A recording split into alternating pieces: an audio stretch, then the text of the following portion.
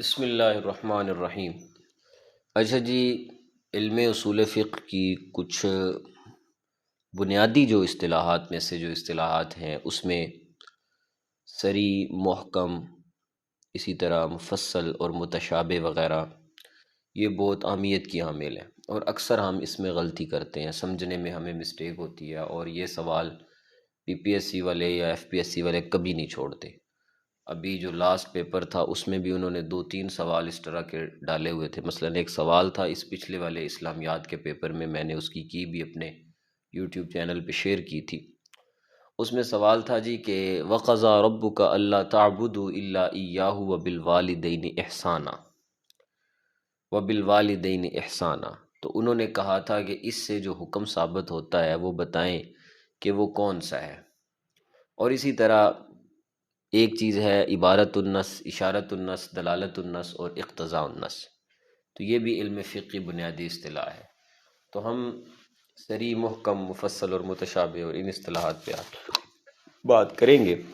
چنانچہ صریح وہ لفظ ہے جس کی مراد ظاہر ہوتی ہے، صریح وہ لفظ ہے جس کی مراد کسی خاص معنی میں کثرت استعمال کے سبب کی وجہ سے ظاہر ہو، خواہ وہ معنی اب حقیقی رہا ہو یا کہ مجازی ہو گیا ہو، یعنی معنی وہی ہو، وہ حقیقی بھی ہو سکتا ہے اور مجازی بھی ہو سکتا ہے۔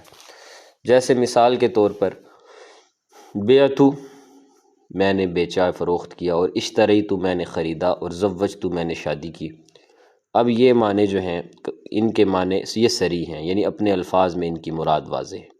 جو دوسری صورت بتائی کہ کوئی خاص معنی کثرت استعمال کی وجہ سے وہ بن گیا ہو سکتا ہے وہ مجازی ہی کیوں نہ ہو، جیسے کہ وَاسْأَلِ الْقَرْيَةَ، بستی سے سوال کرو۔ اب جو وَاسْأَلِ الْقَرْيَةَ اصل میں تو ہے وَاسْأَلْ أَهْلِ الْقَرْيَةَ، بستی والوں سے سوال کرو۔ بستی سے سوال نہیں ہوتا، بستی تو ظاہر زیرو نہیں ہے، اور لیکن مجازن ہم کہہ دیتے ہیں کہ اس سے بستی والوں سے پوچھ لو، وَاسْأَلِ الْقَرْيَةَ، بستی سے سوال کرو۔ اب یہ جو کہا بستی سے سوال کرو، آئے اہل القریہ، بستی والوں سے، تو اگرچہ یہ اس معنی میں مجاز ہے، یہ لفظ حقیقتاً اس پر دلالت نہیں کرتا، لیکن چونکہ یہ کثرت استعمال ہے، بہت زیادہ اس کا استعمال ہے، اور اس استعمال کی وجہ سے یہ معنی بھی اس تشریح میں اور اس عبارت میں صریح قرار دیا جائے گا۔ حکم اس کا یہ ہے کہ اس سے معنی ثابت ہو جاتا ہے، چاہے صریح کلام بطور خبر ہو، بطور صفت ہو، بطور ندا کے ہو۔ صریح الفاظ میں نیت کی بھی ضرورت نہیں رہتی، معنی ادا ہو جاتا ہے۔ مثلا اب مسئلہ صورت مسئلہ بھی سمجھ لیں۔ اگر کوئی اپنی بیوی سے یہ کہے کہ انتی طالق یا طلقتکی یا طالق، تو نیت کرے یا نہ کرے طلاق ہو جائے گی، یہ یاد رکھیے گا۔ اگر کوئی لفظ طلاق اپنی بیوی کو بولے، چاہے وہ مذاق میں بولے، اس کو کہے انتی طالق یا طلقتکی، میں نے تجھے طلاق دی، یا طالق، تو نیت کرے یا نہ کرے طلاق ہو جائے گی۔ اسی طرح کوئی اپنے غلام کو کہے کہ انت حر، تو آزاد ہے، اور یہ کہے کہ میں نے تو اس کی نیت نہیں کی تھی، میں نے تو ایسے ہی کہا تھا، مذاق کیا تھا، یہ ہو جائے گا، کیونکہ حدیث ہے، رسول اللہ صلی اللہ علیہ وسلم نے فرمایا ثلاث جدہن جد وہزلہن جد، 3 چیزیں ایسی ہیں جو مذاق میں بھی کہیں تو واقعہ ہو جاتی ہیں، سنجیدگی میں بھی کہیں تو واقعہ ہو جاتی ہیں، النکاح والطلاق والعتاق، نکاح ہے، طلاق ہے، اور عتاق ہے۔ عتاق مطلب غلام آزاد کرنا، تو یہ واقعہ ہو جاتی ہیں۔ چنانچہ کوئی بندہ اگر لفظ صریح بول دے تو وہ واقعہ ہو جاتا ہے۔ صریح کے مقابلے میں جو دوسرا لفظ آتا ہے وہ کنایہ کا آتا ہے۔ چنانچہ کنایہ وہ لفظ ہے جس کا معنی پوشیدہ ہے، کنایہ وہ لفظ ہے جس کا معنی پوشیدہ ہے، جس کی مراد پوشیدہ ہے، جب اس لفظ کو بولا جائے تو ذہن اس کی طرف فوراً نہیں جاتا۔ مثلاً کوئی شخص اپنی بیوی سے یہ کہے کہ تو عدت گزار، یا تیری رستی تیرے کندھے پر، یا اپنے گھر والوں کے پاس چلی جا، اب یہ سب الفاظ طلاق کے لیے کنایہ ہیں۔ یہ کوئی بندہ اپنی بیوی کو کہتا ہے تو میرے گھر سے چلی جا، تو میری طرف سے فارغ ہے، تو نکل جا، تو اس طرح کے جو الفاظ ہیں، میرے گھر سے دفع ہو جا، مجھے زندگی میں منہ نہ دکھ، اب یہ جو الفاظ ہیں یہ کنایہ ہیں۔ کنایہ کا حکم یہ ہے کہ اس سے حکم اس وقت ثابت ہوتا ہے جب نیت یا حال کی دلالت پائی جائے، کیونکہ ایسی دلیل کا ہونا ضروری ہے جس کے ساتھ تردد کو دور کیا جا سکے، اور جن وجوہ کا احتمال ہے وہ ان میں سے راجع بھی ہو جائے کہ کون سی وجہ ہے۔ یہی وجہ ہے کہ طلاق کے مسئلہ میں لفظ بینونت اور تحریر کو کنایہ کہا جاتا ہے اور مراد مخفی ہوتی ہے، چونکہ ان الفاظ سے نکاح ختم ہو جاتا ہے، لہٰذا پھر مرد کو رجوع کا حق حاصل نہیں ہوتا۔ چنانچہ یاد رکھیں کہ شریعت کے اندر جب بندہ لفظ کنایہ بولتا ہے تو اس سے طلاق بائن واقع ہوتی ہے، اور جب لفظ طلاق بولتا ہے تو اس سے طلاق صریح واقع ہوتی ہے۔ اگر کوئی بندہ اپنی بیوی کو یہ کہے کہ تو میرے گھر سے دفع ہو جا، یا اس کو کہے کہ تو جو ہے تیرے معاملات تیرے ساتھ ہیں، اور لڑائی کے موقع پر اسے یہ کہے اور نیت طلاق کی کرے، تو اب طلاق رجعی واقع نہیں ہوگی، اب اس سے طلاق بائن واقع ہو جائے گی اور وہ عورت اس مرد پر حرام ہو جائے گی۔ لیکن اگر وہ کہے کہ میں نے تجھے طلاق دی اور میں نے تجھے طلاق دی، یہ 2 بار بھی بول دے تو رجعی ہے، اس کو رجوع کا حق حاصل ہے، وہ جب چاہے رجوع کر سکتا ہے۔ ایک بندے نے، مثال کی صورت مسئلہ یہ ہے، ایک بندے نے اپنی بیوی کو 2 مرتبہ کہا کہ تجھے طلاق ہے، طلاق ہے، اب جو ہے اب یہ 2 طلاقیں رجعی ہوئی ہیں، لہٰذا وہ رجوع کا حق رکھتا ہے اور وہ رجوع کر سکتا ہے عدت کے اندر، یعنی جو ہے وہ عدت جب تک اس کی عدت موجود ہے وہ اس کے اندر رجوع کر سکتا ہے۔ تو کہنے کا مقصد یہ ہے کہ لفظ کنایہ بولیں گے تو طلاق بائن واقع ہوگی، لفظ صریح بولیں گے تو طلاق رجعی واقع ہوگی۔ کیونکہ بائنہ جو ہے اس کی سختی زیادہ ہے، اس لیے کہ اس میں نیت دیکھی جائے گی۔ اگر اس نے نیت طلاق کی ہے، موقع محل تھا اور اس نے کہا چلی جا اور اس کے دل میں طلاق کا تھا، تو اس سے طلاق جو ہے وہ پھر بائن واقع ہو جاتی ہے۔ آگے آ جائیں جی، آگے ہے صریح اور کنایہ کے بعد ظاہر اور مخفی۔ ظاہر کہتے ہیں ہر اس اسم کا نام ہے جس کی مراد سامع کے لیے محض سننے سے کسی تأمل کے بغیر واضح ہو جائے، جیسے الربا وحل اللہ البیع وحرم الربا۔ حکم کیا ہے جی؟ ظاہر کا حکم یہ ہے کہ اس کے معنی ظاہری پر اس وقت تک عمل ضروری ہے جب تک کہ ایسی دلیل موجود نہ ہو جو ظاہری معنی سے ہٹا کر کسی دوسرے معنی پر طرف لے کر جائے۔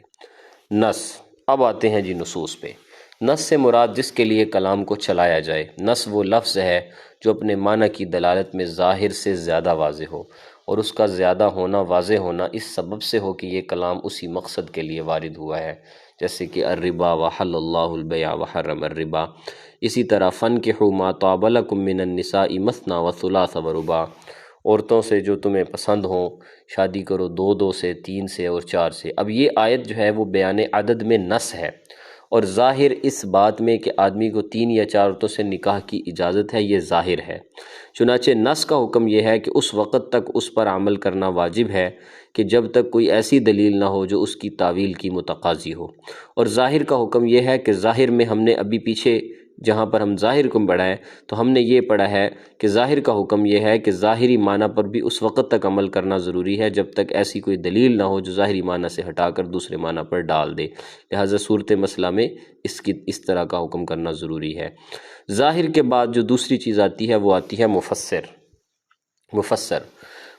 یہ لفظ مفسر فسر سے ہے جس کے معنی کھولنا ہے، مفسر کے معنی کھول کے بیان کرنا، اور مفسر کہتے ہیں وہ لفظ جس کے معنی نص کے مقابلے میں اس طرح واضح ہوں کہ اگر وہ عام ہو تو اس میں تخصیص کا کوئی احتمال نہ ہو، اور اگر وہ خاص ہو تو اس میں تعویل کا کوئی احتمال نہ ہو۔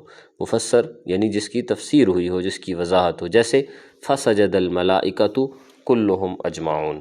اب آپ دیکھیں کہ تمام فرشتوں نے سجدہ کیا۔ اب اس میں لفظ ملائکہ سے ظاہر ہے، عام لفظ ہے، اس میں تخصیص کا احتمال باقی تھا، مگر تمام ملائکہ نے سجدہ کیا، یا بعض نے تو کلہم کہنے سے اس کی تخصیص ہو گئی، اب کوئی اور احتمال نہیں ہے۔ حکم مفسر کا یہ ہے کہ جس عمل میں کو یہ قطعی طور پر بتلائے اس پر عمل کرنا واجب ہوتا ہے۔ اس کے بعد آ جاتا ہے جی محکم وہ ہے جس میں مفسر سے بھی زیادہ قوت ہوتی ہے، اس طرح کہ اس کا خلاف بالکل جائز نہیں ہوتا، محکم کا خلاف بالکل جائز نہیں ہوتا۔ محکم وہ لفظ ہے جس کی دلالت اپنے معنی پر مفسر کی دلالت سے زیادہ قوت کے ساتھ ظاہر ہو، اور اس میں کوئی طویل اور نسخ کا احتمال نہ ہو، جیسے ان اللہ بکل شیء علیم۔ تو اب حکم اس کا کیا ہے؟ محکم جس چیز کو قطعی طور پر بتائے اس پر عمل واجب ہے اور اس میں احتمال اور نسخ وغیرہ نہیں ہوتا۔ اب آ جاتا ہے جی خفی وہ امر ہے جس کی مراد چھپی ہوئی ہو، کسی عارضے کی وجہ سے، صیغے کی وجہ سے نہیں، جیسے والسارق والسارقۃ فاقطعوا ایدیہما، اور جو چوری کرے مرد ہو یا عورت ان کے ہاتھ کاٹ دو۔ اب یہ آیت چور کے حق میں تو واضح ہے، مگر جو جیب کترا ہوتا ہے یا جو کفن چور ہے اس کے حق میں مخفی ہے۔ چنانچہ اسی طرح الزانیۃ والزانی، زانی مرد اور زانی عورت کے حق میں تو یہ ظاہر ہے، مگر جو لواطت کا عمل کرتا ہے اس کے حق میں مخفی ہے۔ تو حکم کیا ہے؟ خفی کا حکم یہ ہے کہ اس کی طلب واجب ہوتی ہے یہاں تک کہ اس خفا کو دور کیا جائے۔ چنانچہ اب یہ اس آیت کے تناظر میں چونکہ اب یہ طے نہیں ہے، تو لہٰذا جو لواطت کا حکم ہے وہ تعزیرات کے ذریعے طے کیا جائے گا۔ کیونکہ یہ آیت اس معنی میں مخفی ہے۔ اس کے بعد آ جاتا ہے جی مشکل۔ مشکل وہ لفظ ہے جس میں خفی سے بھی زیادہ خفا ہو۔ مشکل سے مراد وہ لفظ ہے جو اپنے ان معنی کو خود نہ بتا سکے جو اس سے مراد ہیں، کیونکہ اس میں ایک سے زیادہ چیزوں کا احتمال ہوتا ہے، اس لیے وہ ایسے قرائن کا محتاج ہے جو ان کا معنی تعین کر سکیں، جیسے والمطلقات اور طلاق شدہ عورتیں یتربصن بانفسہن ثلاثۃ قروء، وہ اپنے آپ کو 3 حیض تک روک کے رکھیں۔ اب اس میں لفظ قروء ہے۔ اب قروء کا جو لفظ ہے یہ لفظ مشکل ہے، کیونکہ قروء جو ہے وہ عربی میں طہر کو بھی کہتے ہیں اور حیض کو بھی کہتے ہیں، اور قرائن سے جو معنی ہے وہ حیض ہم نے متعین کیا ہے جیسے کہ احناف کے ہاں ہے۔ تو مشکل کا حکم کیا ہوا؟ مشکل کا حکم یہ ہے کہ ان قرائن و دلائل سے غور و خوض کیا جائے جو اس معنی کو بتاتے ہیں، جو اس لفظ سے مراد ہیں، اور ایسا عمل کیا جائے جو بحث و نظر کی طرف لے جائے۔ مشکل کے بعد آ جاتا ہے مجمل۔ مجمل لغت میں مجمل کے معنی مبہم کے ہیں، ابہام کے ہیں۔ مجمل ایسا لفظ ہے جس کی مراد مخفی ہو جب تک متکلم اس کی وضاحت نہ کرے، اس کا علم نہ ہو سکے۔ مثلا اللہ رب العزت کا حکم کہ حرم الربا۔ اب ربا سے مراد وہ زیادتی ہے جو کہ مطلق ہے، یعنی کہ کیل کے بدلے کیل میں تو دوسری طرف کی زیادتی جو، لیکن مطلق زیادتی مراد نہیں، بلکہ اس سے مراد وہ زیادتی ہے جو ہم جنس، مقدار اور ماپ والی اشیاء کی بے میں کسی عوض سے خالی ہو۔ سمجھ آ گئی؟ تو اجمال کا سبب کبھی کسی لفظ کا لغوی معنی سے اصطلاحی معنی میں منتقل ہونا ہوتا ہے، جیسے مثلا لفظ حج ہے، صلاۃ اور زکوٰۃ وغیرہ ہے، اس لیے سنت نے ان الفاظ سے جو شرعی معنی مراد لیے ہیں ان کی وضاحت کر دی ہے۔ اگر اسی سلسلہ میں شارع کا بیان نہ ہوتا تو ان شرعی معنی کا علم ممکن نہیں تھا جو شارع نے ان الفاظ سے مراد لیے، کیونکہ صلاۃ کا معنی تو دعا بھی ہے، ٹھیک ہے، صلاۃ کا معنی تو بہت سارے معنی ہیں، اسی طرح زکوٰۃ کے مختلف معنی ہیں، حج کے مختلف معنی ہیں، تو لہٰذا ممکن نہیں تھا۔ وہ لفظ جس کا معنی متعین نہیں ہے اس پر عمل کرنے سے اس وقت تک رکا جائے جب تک شریعت خود اس اجمال کو دور نہ کرے اور اس کی وضاحت نہ کرے۔